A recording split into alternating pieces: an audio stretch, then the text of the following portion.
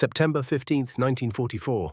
Peleliu, heat like wet wool, a single shot falls out of the leaves and erases a radio man mid-stride. No muzzle flash, no silhouette. Only a rule the jungle writes: whoever moves dies. Platoons fold into statues, timetables dissolve. Then a sergeant says the sentence that sounds like sacrilege against marksmanship: stop aiming at the sniper, aim at the space that makes him invisible. Not the trunk, not the branch, not the guess at a nest. The air above the trail. Handheld 60mm mortars with time fuses cut to burst just under the canopy. Flamethrower tongues that climb bark like rope. A bulldozer's blade carving sightline lanes where ambush once flowed like water. BAR-centric fire teams that comb volumes, not shapes. At first it's heresy. Waste of ammo. You can't kill leaves. But the first canopy burst snips the silence into falling steel and shredded light. A rifle wrapped in burlap drops like spoiled fruit. The platoon begins to move again, cautious, then confident, then on schedule. The impossible idea, the one everyone mocked in briefing tents, becomes the only thing that keeps the calendar alive. In the Pacific, the miracle is ugly and precise: kill the canopy, and you kill the ghost. Before that sentence, the Japanese belief feels like physics: the jungle is invincible and patience is a weapon. Snipers climb into banyans and breadfruit before dawn, Arasaka balanced on a forked limb, face veiled in burlap breath synchronized with wind. They study the way light stutters through palmetto, how rain edits sound, how echoes bend in ravines. They learn to fire once and let the forest do the rest: panic, hesitation, the slow death of initiative. Training hammers the same promise Americans bring machines, and machines cannot find a man in a tree. Optics glare, radios betray, recon by fire is a child's tantrum against leaves. Mortar bombs that don't hit wood dig into muck and sigh. Grenades vanish in vines. The canopy is sanctuary, the trail is a killing floor. Patrol leaders raise binoculars and die for it. Medics drag and die for that. By noon, a company's axis of advance has become a series of individual foxholes facing upward, waiting for a myth to blink. Commanders reinforce the theology with fieldcraft false trunks over pits. Crawlways that exit into mid-story ladders. Decoy twigs lashed to sway in cross breezes, firing slits cut upward through woven frond. The goal is not body count, it is time theft. Every minute a Marine platoon freezes, every supply column that halts at a whispered shot, every H-hour that drifts into humidity, compounds into strategic delay. The sniper is not a duelist, he is a saboteur of calendars. So they laugh without smiling. Let the Americans land. Let them build. The jungle will prune them. To Japanese officers drafting orders in tent light. Problem X, erasing an invisible rifle suspended in living architecture, looks unsolvable without sacrificing men the Americans can't afford. Their map symbols are neat, their doctrine is tidy, their premise is wrong. Orthodox answers marched in first and the jungle ate them. Counter-sniper marksmanship, glass flashes, reticles search, and 100,000 leaves volunteer to be suspects. In European hedgerows, a glint betrays. Under a Pacific canopy, a glint is just a raindrop losing its balance. Spotting scopes become mirrors that advertise a leader's crown. Triangulation sound ranges lie in ravines, fold in terraces, and come back warped by dripping foliage. An Arasaka pop slides along bark like a thrown whisper, arriving everywhere and nowhere. Shoot and scoot from a limb becomes shoot and vanish because gravity hides the ladder and vines hide the seams. Recon by fire saturates the wrong dimension. Infantry rake trunks at chest height, but the threat lives in a vaulted ceiling. Belts run dry, positions are revealed, and morale thins into the old crouch. Grenades disappear into creepers. Those that detonate do so under the sniper, where blast is muffled by wet soil. Mortars with impact fuses thud into muck and exhale impotence. Artillery ground bursts prune shrubs and leave the balcony untouched. Climb and clear is brave and suicidal. A man on a trunk is a vertical silhouette against a flickering sky. He becomes a range marker for every patient eye within 200 meters. Shotguns at point blank are brutal in green tunnels, but demand proximity the sniper will not grant. Parachute flares show nothing but a storm of leaves and illumination that helps a shooter on the ground draws a tracer map back to him. Air, the instinct is to call it. But canopy is a mattress that absorbs fragmentation. Near beach scrub cannot take bomb tonnage without turning the approach routes into coral splinters and root-snagged labyrinths that stall the very units meant to exploit. Naval gunfire flattens too much or not enough. It solves the woodline by erasing it and the avenues you needed to move through it. Meanwhile, the Japanese sniper is not a fixed turret. He sits on a sling seat lashed with climbing rope, 3 pre-cut perches in arc, a bamboo ladder cached and concealed a crawl hole cut to a mid-story fork. Fire once, pause, shift. Fire again from a slightly different elevation, so the echo lies twice. Signals discipline fails in the first minutes. Radio men kneel to whisper brevity, and the rifleman above them hunts the tall antenna, the turned head, the gloved hand cupped to a handset. Leaders die because leaders point. Corpsmen die because compassion leans out of cover. Every loss skews the platoon into a ring of private decisions.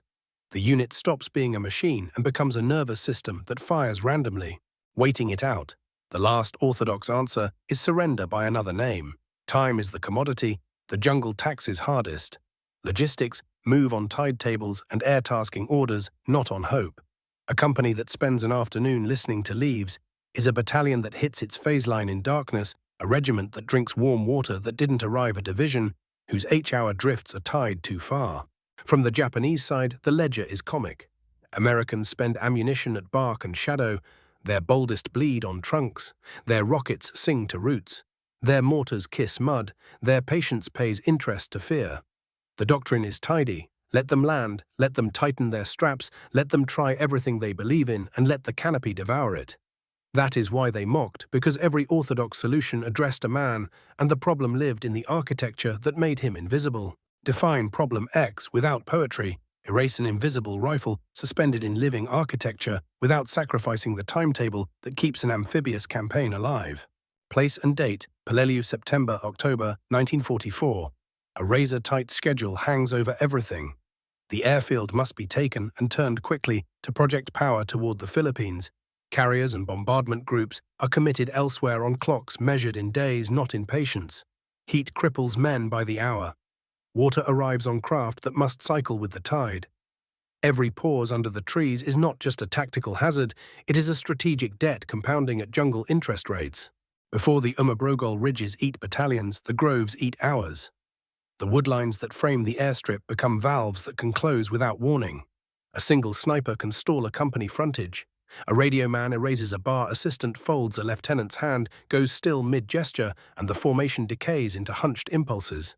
Engineers who should be blowing lanes freeze on the wrong side of a green curtain. LVTs idle where they should disgorge and go. A water convoy that meant relief by 1300 is still staring at trees at 1430. Heat injuries no longer spike, they climb a staircase. The calendar trembles. Naval gunfire windows are finite. A carrier air has other appointments, and night favors a defender who knows every notch and route. A platoon pinned at 1100 becomes a battalion off phase line by dusk. Dusk becomes a blind counterattack window the enemy knows by ritual. The existential part is not body count alone, it is tempo. Island campaigns are math tonnage ashore per hour yards, gained before sundown, sorties stacked against weather moving in. The sniper in a tree does not need to kill 10 men. He needs to steal 2 hours from a fragile arithmetic. Morale corrodes faster than metal. Leaders learn to duck. When leaders duck, initiative dies by contagion. The platoon's grammar changes, verbs vanish, push-bound, cut, and are replaced by adjectives thick, hot, quiet. Even when casualties are low, the unit becomes temporarily broke, unable to pay forward movement with the currency of minutes it no longer has. At Peleliu, the untold edge of Problem X is logistics inside the fight. Water is life. Moving it requires roads or at least lanes. But lanes do not exist in jungle. They are built. A single unseen rifle murders roads by pinning the men who make them. Without lanes, casualties cannot be carried out. Ammunition cannot flow in. Flamethrower fuel canisters cannot be pushed where they must burn. Pack-howitzers cannot be dragged into line of sight. The woodline becomes a customs house that charges duty in blood and time. The orthodox menu ground burst artillery patient, scouting slow methodical feel, preserves men in the first hour and loses them in the 6th. It protects against rashness and guarantees darkness. Worse, it feeds the defender's broader plan, delay a trite, and trade trees for hours until the airfield's value decays and the American schedule dislocates from naval and air support. In that gap, counterattacks live. Thus, the diagnosis written not in doctrine manuals but in Sweat Problem X cannot be solved by courage or precision alone. It requires attacking the geometry that gives the rifle its power. It is not enough to find a man. You must kill the space that lets him be a ghost. That means forcing the canopy to betray him, making the overhead lethal, turning trunks into fuses and branches into shrapnel, carving sightlines where myth demands continuity. Until that inversion happens, the campaign bleeds minutes faster than it bleeds men, and minutes are the currency of amphibious war. Solve the canopy and the clock returns to your side. Fail and every map line becomes decorative art at sunset. They called him Gunny Walt, a man with rain permanently stitched into the brim of his helmet, and a kindness he reserved only for maps. He did not invent patience, the jungle already owned that, but he invented a way to insult it. On Peleliu's edge, where coral teeth chewed up ankles and the palms trembled like old men, he stood with a 60mm mortar cradled like a saxophone, and said very softly, "Stop aiming at a man. Kill the space that keeps him alive." The young lieutenant flinched like he'd heard heresy.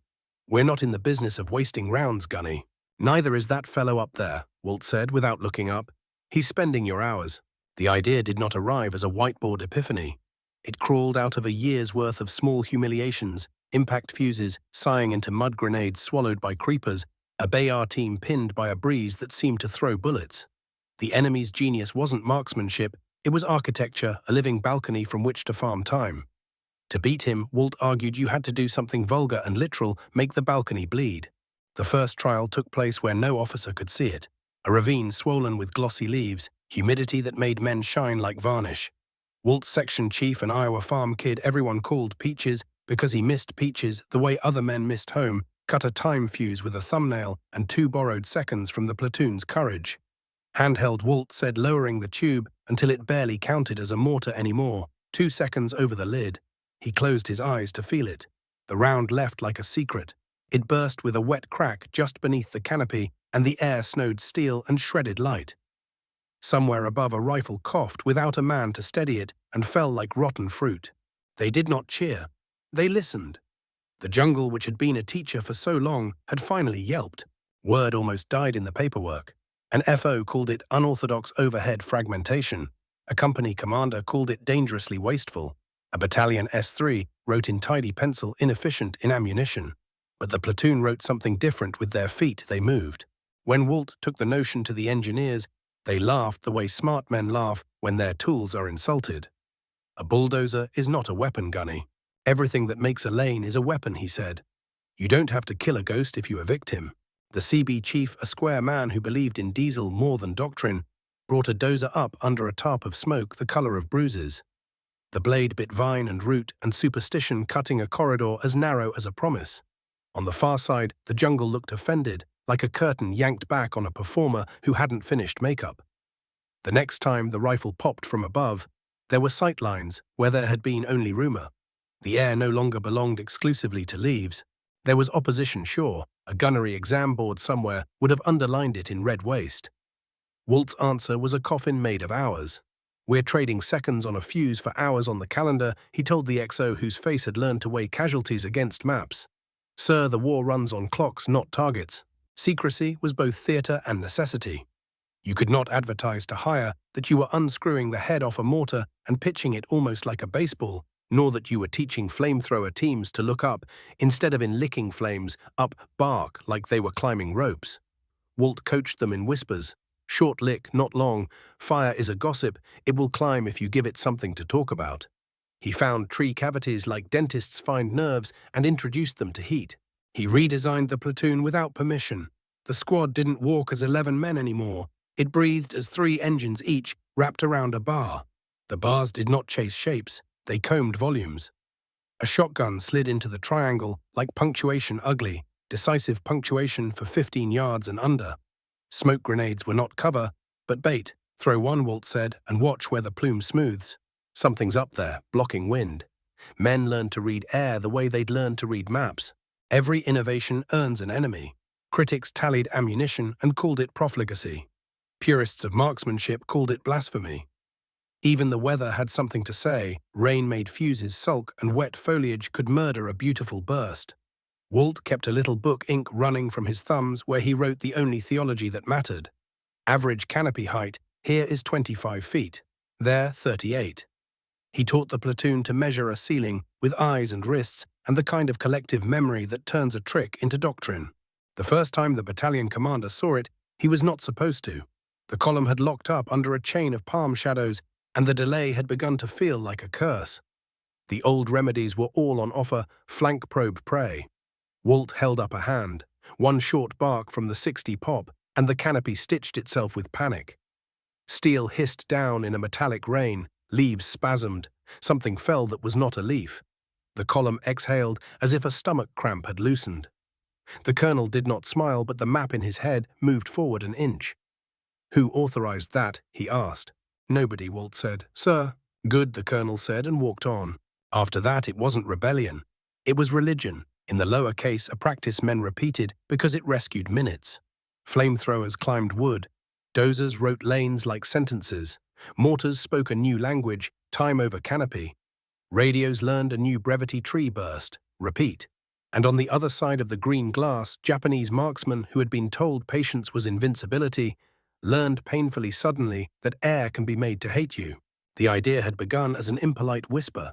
It became a vow. Not "we will find him, but we will ruin the room he lives in." The fix was not mystical. It was mechanical, almost rude, and it began with the habit of looking up. Think of the Pacific canopy as a ceiling built by 1,000 careless carpenters. Broad leaves that ring like thin cymbals, cross-braced branches, little wind tunnels where air learns to whisper instead of move. A sniper seated in that lattice owns altitude and time. He is not merely hidden, he is hosted. If you keep aiming at the host, you'll keep being late. So the Marines stopped auditioning for perfect shots and started editing the room. Fuses first. On a range, an impact fuse is a handshake with dirt. In jungle, it's a letter no one reads.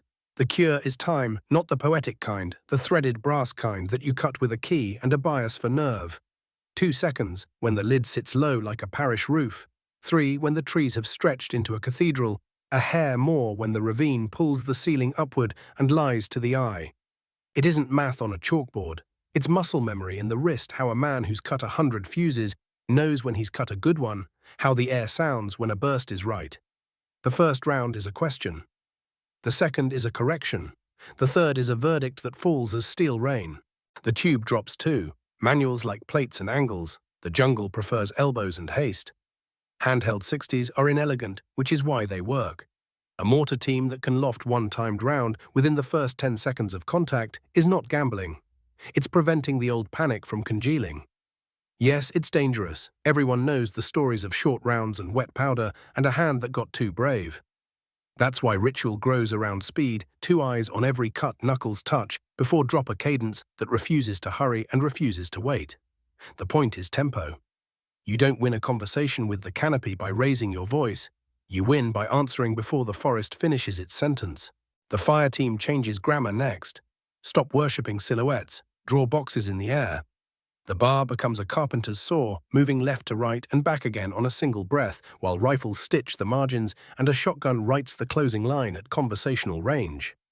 Ammunition follows the argument, more buck for green tunnels that turn men into looming problems. More smoke because smoke, it turns out, is not a curtain, but a sensor.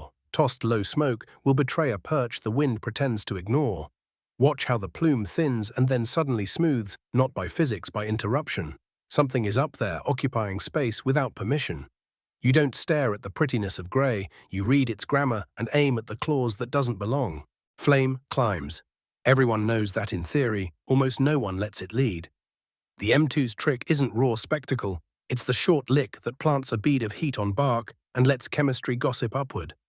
Sap hisses, resin catches with a dry, mean laugh, cavities, those smug little apartments inside trunks, glow, and then admit they have tenants.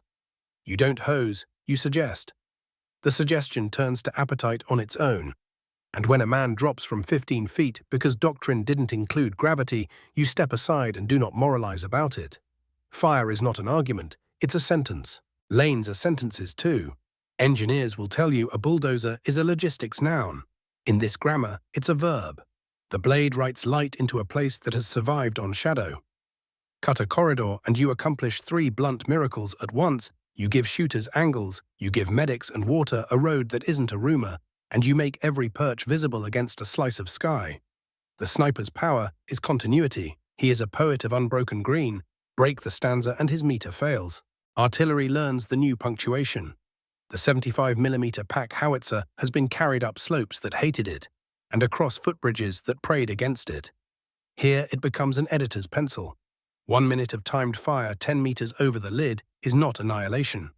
It's a firm red mark through a paragraph the enemy thought was finished. The FO's brevity turns sharp time, 10 over, 1/8, 1 minute. Then silence, then the ugly satisfying saw of shrapnel combing a ceiling. Infantry does not admire the work, it steps into the comma the barrage created. Airburst move, the new chorus that keeps a day from souring. Radios shrink their vocabulary because words cost blood. Antennas coil along trunks. Hands talk in squeezes and chins, not pointed fingers. Brevity codes converge around the method itself. Tree burst, repeat. Smoke meter left of fork. Lane 30, the air between bursts becomes holy. You speak in it or you shut up, because speaking under steel is the same as armor you didn't have to carry. Ceiling literacy spreads like superstition that happens to be true. Patrol notebooks record not only water and wire, but height. 22 here, 34 there. Over the draw a vaulted 40, and the odd gust that lies to fuses by a quarter second. Men start guessing right on the first cut, and guessing right on the first cut is the difference between believing you're hunted and acting like you're scheduled. Nothing in this source is free. Handheld mortars demand a conscience that never sleeps. Flamethrowers draw bullets the way screaming draws echoes. Dozers are loud promises that invite skepticism and steel. Smoke reveals and betrays in the same motion, so the unit trims risk without sanding off nerve. Second man checks every fuse. Flamers never wander without a bar, watching their left like a jealous friend. Dozers move inside an envelope of rude sound that discourages clever shots. The platoon practices not only the trick, but the recovery from the trick, who covers the team after the lick, who owns the 20 meters while the tube cools, who drags water forward when everyone's throat feels like cotton. Ingenuity without choreography is just a story. This has to be a drill. Metrics convert heresy into policy. The S3 who growled at waist becomes the apostle of curves that finally bend. Average delay at first woodline contact down. Casualty rate per hour pinned down. Water arrival time to point of contact down. Percentage of contacts closed inside 60 minutes up. The graphs are not poetry, but they turn doubters into practitioners without a single speech. The best part is that nothing requires delivery from a factory that doesn't exist. No Wunderwaffe, no secret radio, no angel descending with a new caliber. You can ship this mindset to any regiment that can read and count. Teach them to time a lid, to read smoke, to cut light with a blade, to draw boxes in air instead of chasing shadows. Doctrine piggybacks on geometry. The enemy can adapt, and he will, into caves and cuts and stone that argue with flame instead of hosting it. But forcing him down from the trees is victory measured in hours, reclaimed, not myth destroyed. And so the secret, if there is one, is a sequence more than a trick. First burst fast before panic metastasizes. Smoke to interrogate, not to hide. Box the air with bar and rifle until the space grows honest. Short lick to evict, not to dazzle. Lane to sustain what you just proved. Edit the ceiling with a minute of shrapnel if the room insists on being stubborn. Then move, because the whole point of teaching the jungle new manners is to keep your appointment with the next ridge. By late afternoon, the new habits feel as unremarkable as bootlaces. A timed round drops, and nobody flinches at the strangeness of overhead steel anymore. A dozer coughs and cuts, and men treat the appearance of a sightline the way city people treat a green light, not with gratitude, with motion. The radio says very little and means exactly what it says. When a sniper shoots now, it sounds less like a sermon from a god's balcony and more like a heckle from the back row. The response isn't anger, it's procedure. The air answers. The balcony leaks. The hour keeps its shape. Call it what you like, ingenuity, heresy, good gunnery with better manners, but understand that it scales because it's simple.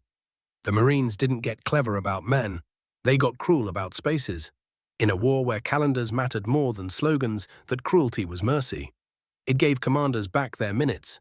It gave carriers and tides the respect of synchronized clocks. It gave squads something better than courage to hold in their hands a method. When the sun slants and the fronds gleam like bayonets, you can still lose a man to a patient rifle. That will never be negotiable. But you won't lose your day anymore, and days are what campaigns are made of. The canopy, once a sanctuary, is now a negotiator that understands price. Pay the seconds from your fuse tin, earn the hours on your map. That is the secret sauce. It tastes like cordite and sap, like diesel and sweat, like schedules kept. It will not make the jungle love you, it will make the jungle change the subject long enough for you to pass through. Peleliu, 19th of September, 1944. Morning heat already mean enough to bend a man's posture. The airfield shimmered behind them like a broken mirror. Ahead, a low green wall breathed insects and secrets. Captain Harker's company was to push 200 yards to a coral knuckle the maps named Point Able. The brief said light jungle like a kindness. The men understood that as a lie told with a straight face. The column compressed at the first woodline. A palm shadow jittered a radio antenna, kissed a frond, and the jungle answered with a crack from above. Not far, just arrogant. The RTO spun down as if a hand had plucked his cord. Second Squad Sergeant hissed the universal syllable, down, and the earth inherited 30 men at once. Old rules began to uncoil probe. Left, feel right, stare upward, and pray for a silhouette. The captain's hand rose then froze. Time that fragile currency prepared to hemorrhage. Gunny Walt stood just off the trail with the 60 like a musician called to the stage too early. He did not ask. Tree burst. It wasn't a suggestion. Peaches cut the fuse with 2 practiced turns, cradled the round and dropped it into the low-held tube. The launch thumped like a politely closed door. The canopy erupted with a wet metal cough. Fronds jittered. A sleeve of leaves turned to confetti. Something stuttered above them, the ungraceful sound of a rifle losing its owner. A body fell the way it should not, head first, wrapped in burlap and pride. Again Walt said, not looking at the captain. 2 more short-timed rounds salted the ceiling, the first burst far enough to pelt a second perch. The second shaved bark from a trunk that had thought itself sacred. The platoon felt the crack in the myth. Heads rose. Bars came up into quiet rectangles of fire and combed volumes rather than guesses. The captain lowered his hand, not surrender, but permission. Move. The first fire team flowed through smoke like it had been rehearsed to the edge of blasphemy. Thompson, low BAR, steady shotgun, riding the corner. Kowalski, the nozzle man, ghosted on their hip with the M2's wand held like a question mark. The smoke curled, then smoothed in a place where no breeze should be kind. Above the fork, the team leader whispered, not direction, so much as diagnosis. The mortar section lifted another round. Peaches cut to 2.5. The burst stitched the high bow. A short lick of flame chased the trunk, catching resin, climbing like rumor. A shape broke loose. Chula's jump over roast hit ground wrong and stopped being a problem. Behind them, the Seabee dozer growled forward under a shawl of pale smoke and bar noise. Its blade took a bite of living lattice, and the jungle grudged them a lane as begrudgingly as a miser counts out coins. The lane gave the platoon eyes it hadn't owned in a week. Litters could move. Water could come forward. Flame tanks could be dragged without the comedy of vines. A machine had written a sentence in a place that hated grammar. The Japanese were not statues in trees waiting for sacrament. They were students of movement, and the airburst forced them to relocate too soon. A second shot came from a different elevation, clever, and snapped dirt just left of Walt's heel. There he said to nobody and everybody. Another cut. Another polite thump. The air above the second perch sprouted shrapnel. A rifle barrel clanged against a branch like a bell nobody wanted to ring. Harker's map ticked forward. Point red, he said, into the handset that now rode low and shy. The FO crouched like a man sharing a secret with dirt. Pack battery time fuse 10 meters over lid, 1 minute 18 rounds. The reply came back with the flat calm of professionals who knew they were about to make the weather. A minute later, overhead shrapnel rehearsed its short, rude aria. The jungle winced in 8 places at once. The FO didn't linger. Lift, move. The company surged the width of 2 dozer blades, not pretty but on clock. The counterpunch arrived because the enemy was not in the habit of letting men keep good habits. A trio of shots chained into one another from a draw to the right, different heights, different arrogance. Third squad went down as if learning to pray. The old failure, the ring of private foxholes, threatened to reform. Walt's voice entered at the edge of hearing. Smoke meter. 2 canisters lobbed and drifted, 1 plume stuttered and veered as if a hand had touched it. Bar, write me a rectangle over that stutter. The rectangle appeared a sheet of bullets that looked like order imposed on chaos. Handheld mortar, 1 round. The burst combed a branch you could not have sworn existed. The stutter in the smoke stopped stuttering. Quiet for once meant something had ceased. By noon, the company had walked 3 lanes into the woodline and turned them into a single jagged corridor with teeth. The shotgun had found its ugly purpose twice. The flamethrower had climbed 5 trunks and been shut down by discipline each time it wanted to overstay. The mortar section had cut fuses until thumbnails burned. The FO had penciled 2 brief edits into the canopy that would make nice reading in the battalion log. Harker checked his watch against the promise he'd made to regiment. For the first time in a week, the face of the thing agreed with him. The jungle still owned ambush and heat and insects. It still wrote misery better than men wrote orders. But where it had written stasis, the company wrote tempo, and tempo is a better author of victory. When they stepped out at the Coral Knuckle that afternoon, clothes black with sap, faces chalked with salt, they could see the airfield's pale scars through a seam in the green. They had arrived neither early nor late. They had arrived on schedule. In the Pacific, that is a kind of miracle that does not require a priest. To the Japanese rifleman, who had opened his morning with a good shot and a private prayer, the day began to curdle in ways doctrine had not rehearsed. He had been told the Americans brought machines. He had not been told the Americans would teach the air to hate him. The first insult was auditory. Airbursts do not sound like ground war. They are closer, ruder, a cracked note in the canopy's throat. He felt the shiver in the branch as shrapnel shaved bark around his calf. He moved then, not by choice, but by geometry. His training said fire once, shift to perch 2, fire again, vanish to perch 3. That morning, perch 2 had already been measured by strangers' eyes. Smoke drifted beneath it, smoothed by a shape that should have been wind, and then the leaves above him rippled with bits of steel like a sudden rain with no clouds. His second shot came late and low. It scattered dirt in a gesture more petulant than lethal. He slid to a third nest. It felt like competence to move at all. Movement usually meant invincibility to a patient man among branches. Then Flame licked the trunk below like a polite animal and grew polite the way a houseguest drinks your tea and then did not remain polite. Heat climbed bark. Resin crackled in a voice that sounded like old paper crumpling. He kept his disciplined mouth shut, breath pacing the wind, hands remembering the ritual of bolt and stock. Flame touched a cavity below him and leapt jealous toward anything that smelled of oil and cloth. He felt heat where doctrine had promised only cool shade. He jumped too far too fast, too human. He hit wrong and heard 2 truths in his bones.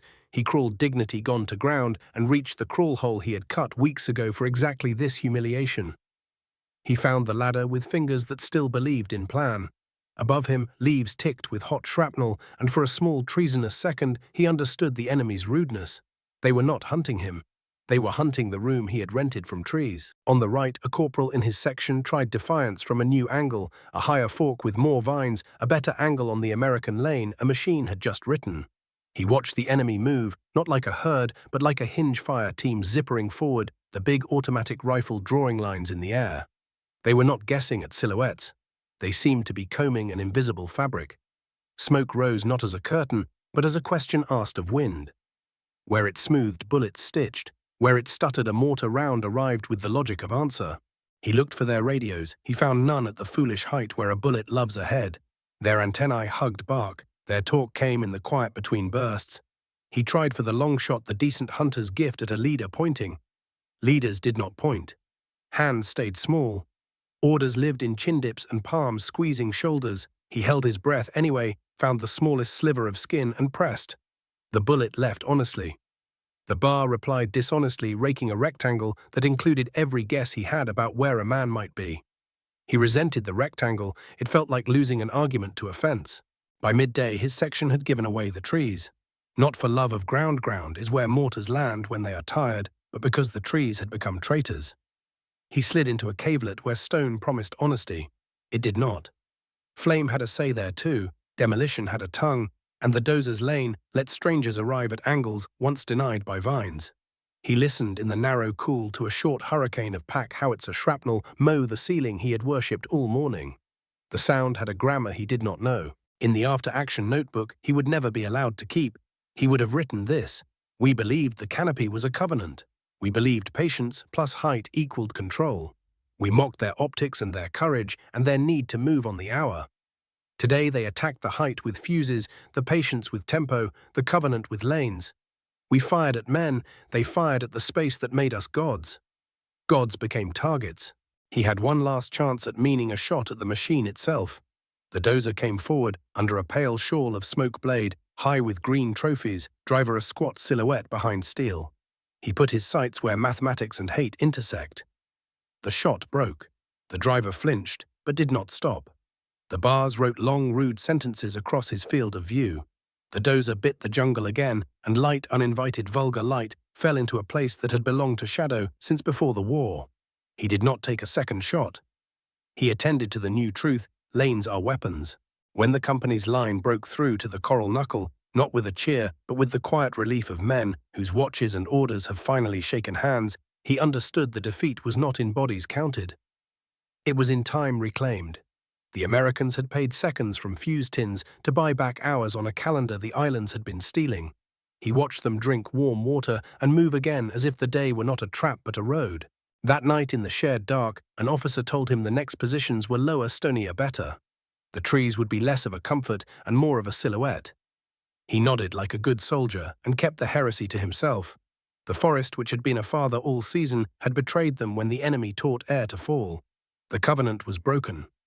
Tomorrow the fight would be in caves and Doctrine would learn new cruelties. But the green cathedral he had loved was no longer a sanctuary. It was, to his shame and relief, just scenery. The change did not announce itself with flags. It arrived as numbers that made operations briefings feel less like hope and more like math. Patrol delay at first woodline contact fell, casualty per hour, while pinned bent downward. Water and ammo began showing up when maps said they would. Air tasking slid back into alignment. Naval gunfire windows stopped being apologies. What began as a heresy timing, a lid burning up trunks, carving lanes through green theology, turned into muscle memory across battalions. Bougainville spoke it. Guam spoke it. By Okinawa soldiers and Marines both treated sealing work the way they treated chow, essential, unromantic, on time. The strategic effect was not the death of snipers, it was the resurrection of tempo. Tempo kept phase lines honest and kept carriers and tides from waiting on men staring into leaves. Tempo let engineers build roads, which let artillery move up, which let supply breathe the entire ladder that turns an island from a trap into a platform. One platoon's ugly invention became a campaign's clean habit, and habit scales better than heroics. It also set a precedent more subversive than any gadget innovation: by address, not by object. Don't obsess over the shooter, wreck the geometry that makes him matter.